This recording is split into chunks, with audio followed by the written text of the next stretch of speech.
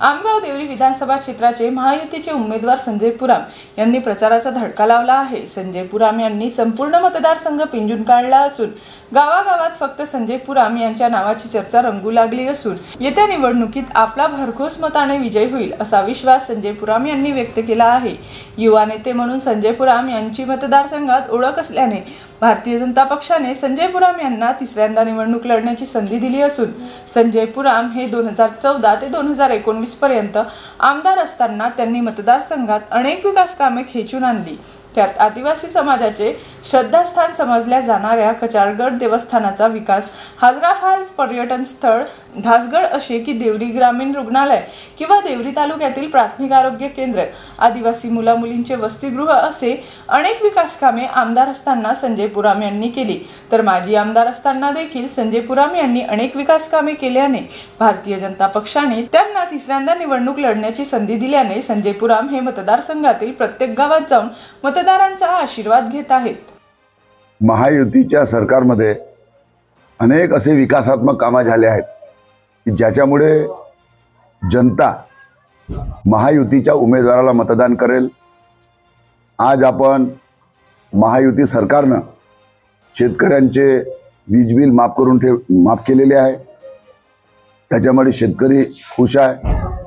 लाडक्या बहिणींच्या खात्यामध्ये थेट 1,500 रुपये आलेले आहेत आणि त्याच्यामुळे आमच्या लाडक्या बहिणीसुद्धा शेतकऱ्यांसारखेच लाडक्या बहिणीसुद्धा खंबीरपणे आमच्या पाठीशी उभी आहेत आणि त्याच्यामुळे निश्चितच 23 तारखेला ज्यावेळेस मतमोजणी होईल त्यावेळेस आमगाव देवरी विधानसभेमध्ये कमळ फुललेलं असेल। 2014 पासून मग कचारगड असेल, हाजराफाल असेल, धासगड असेल, मांडोदेवी असेल, सिरपूर असेल, धुकेश्वरी असेल, असे अनेक पर्यटन स्थळ आमच्या मतदारसंघामध्ये आहेत।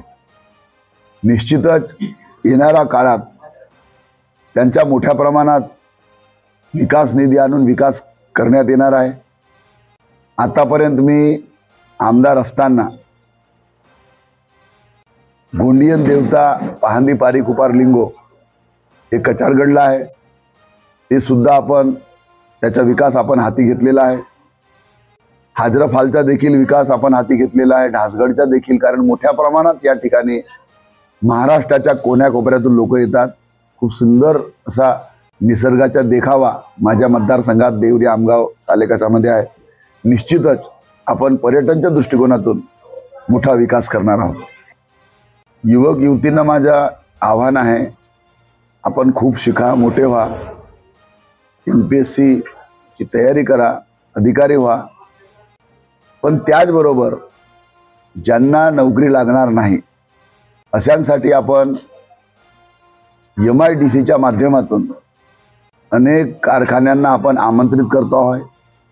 आतापर्यंत 5-6 कारखाने, फॅक्टरी आपण देवरीला आणलेला आहे। निश्चितच बेरोजगारांना संधी, बेरोजगारांना काम देण्याच्या दृष्टिकोनातून अजून आपण कारखाने आणि फॅक्टरी आमंत्रित करत आहोत। निश्चितच बेरोजगारांच्या हाताला काम मिळण्यासाठी आपण प्रयत्न करत आहोत।